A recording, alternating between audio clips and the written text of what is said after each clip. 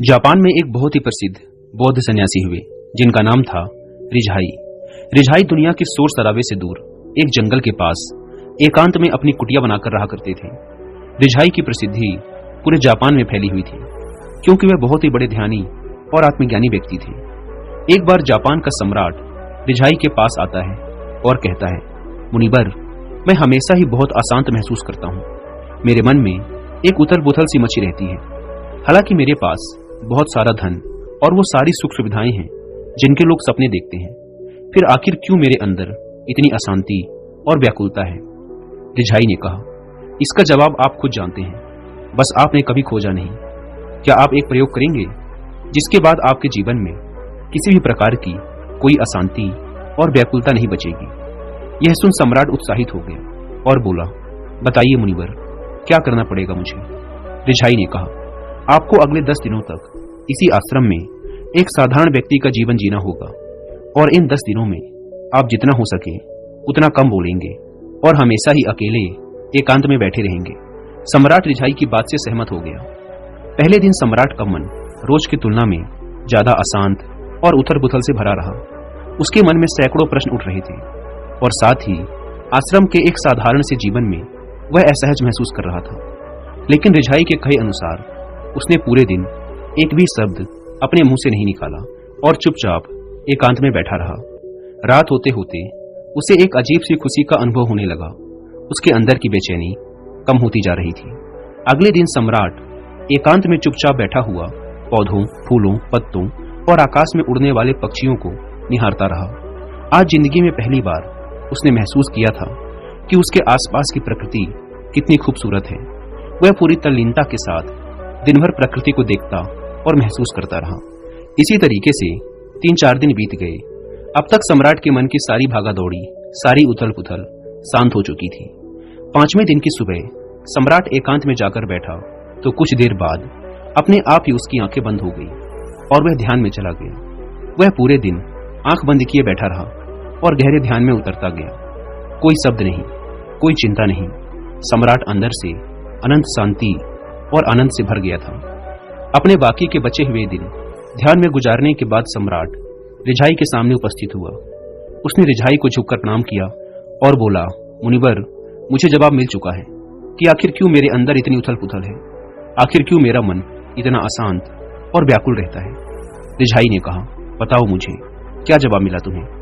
सम्राट ने कहा, मैं जरूरत से अधिक शब्दों का प्रयोग करता था, अपने लोगों के साथ दिन भर बेमतलब की बातें किया करता था और फिर अकेले में उन्हीं बातों के बारे में सोचता रहता था, जिसकी वजह से मेरा दिमाग बेचैन और अशांत रहने लगा और इसी के साथ मेरा शरीर भी।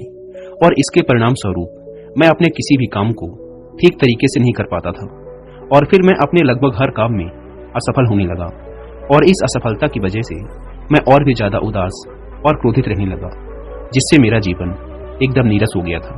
लेकिन इन 10 दिनों में मैंने महसूस किया कि मैं अपने जीवन को गलत तरीके से जी रहा था और मैंने यह भी सीखा कि आपको ध्यान करने की जरूरत नहीं है, बल्कि ध्यान तो अपने आप होता है जब आप स्थिर, शांत और मौन होते हैं। पिछले कुछ दिनों के ध्यान के दौरान एक चीज जो मैंने सबसे पहले सीखी है वो ये है कि किसी भी इंसान के जीवन की सबसे महत्वपूर्ण घटना उसका खुद को जानना है। यह सुन रिझाई ने कहा, केवल आप ही नहीं बल्कि दुनिया के ज्यादातर लोग जरूरत से अधिक बोलते हैं और ना चाहते हुए भी अपना जीवन बर्बाद कर लेते हैं। गौतम बुद्ध अक्सर अपने शिष्यों से कहा करते थे कि दुनिया की सबसे तेज छुरी हमारी जुबान है, जो कि बिना किसी खून खराबे के लोगों को मार देती है। हमारी भाषा और शब्द हमारे हथियार भी हैं और हमारी कमजोरी भी। अगर सही सोच के साथ सही समय पर सही शब्दों का उपयोग किया जाए तो यह इंसान को सफल बना देता है। लेकिन अगर शब्दों का यही खेल उल्टा हो जाए तो यह इंसान की जिंदगी को नरक भी बना सकता है। एक बार गौतम बुद्ध से उनके एक शिष्य ने पूछा, गुरुदेव, आप ज्यादातर समय मौन क्यों रहते हैं? बुद्ध ने कहा, क्योंकि मौन में मैं अपने अंदर के परमात्मा को सुन पाता हूँ। मौन खुद के भीतर उतरने की पहली सीढ़ी है। मौन हुए बिना खुद को जान पाना असंभव है। खुद को जानने और समझने की पहली शर्त यही है कि आप मौन हो जाओ। ज्यादा बोलना दिमाग को अव्यवस्थित कर देता है, जिससे हमारे मन पर हमारा नियंत्रण समाप्त हो जाता है। जो लोग ज्यादा बोलते हैं वो कभी भी केंद्रित नहीं हो सकते और अगर आप केंद्रित नहीं हो सकते तो आप जीवन के सत्य को नहीं समझ पाएंगे। इसके बाद रिझाई ने अपनी बात समाप्त की और सम्राट अपने महल वापस चला गया। दोस्तों, आपने भी कई बार ध्यान दिया होगा कि जो लोग ज्यादा बोलते हैं वो अक्सर लोगों के बीच हंसी का पात्र बन जाते हैं, और जो कम बोलते हैं वो अपने शब्दों पर अडिग रहते हैं। लोग उनका सम्मान भी करते हैं और उनकी बातों पर भरोसा भी। जो ज्यादा बोलते हैं वो अपने विचारों के भी पक्के नहीं होते। उनका दिमाग अस्थिर होता है, और एक अस्थिर दिमाग वाला इंसान किसी भी काम में सफल नहीं हो सकता। अगर एक इंसान ये जानता है कि उसे कब, कहां और किस बारे में बात करनी है, तो ऐसे इंसान का व्यक्तित्व बहुत ही आकर्षक बन जाता है और वो जो भी करता है उसमें सफल होता है। दोस्तों, अगर हम महान और सफल लोगों के व्यक्तित्व को थोड़ा गहराई से देखें तो पाएंगे कि ऐसे लोग जितना हो सके उतने कम शब्दों में अपनी बात समाप्त कर देते हैं और चीजों के बारे में बड़ी गहराई से सोचते हैं। जो ज्यादा बोलते हैं वो अक्सर झूठ भी बोलते हैं और लोगों की बुराइयां करते हैं। इसी कारण इनके अपने लोग भी इन्हें पसंद नहीं करते और इनसे बचने की कोशिश करते हैं। हमारे भारतीय उपनिषदों में भी कहा गया है कि हमारे शब्द वास्तविक ब्रह्म शक्ति है। यहाँ ब्रह्म शक्ति से मतलब हमारी आंतरिक जीवन शक्ति से है। ब्रह्म का अर्थ है ज्ञान।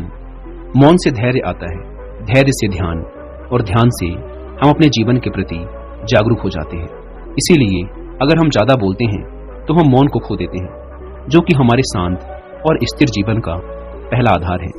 तो चलिए दोस्तों, आज से कुछ दिनों के लिए हम भी केवल जरूरत की बातें ही करेंगे और अपनी बातों को बहुत ही कम शब्दों में समाप्त करने की कोशिश करेंगे। वह अपने जीवन में भी मौन को स्थान देंगे, और अगर हो सके तो दिन में कुछ समय के लिए एकांत में मौन होकर बैठने की भी कोशिश करेंगे। मुझे पूरा भरोसा है कि इससे हमारे जीवन में सकारात्मक बदलाव जरूर आएगा।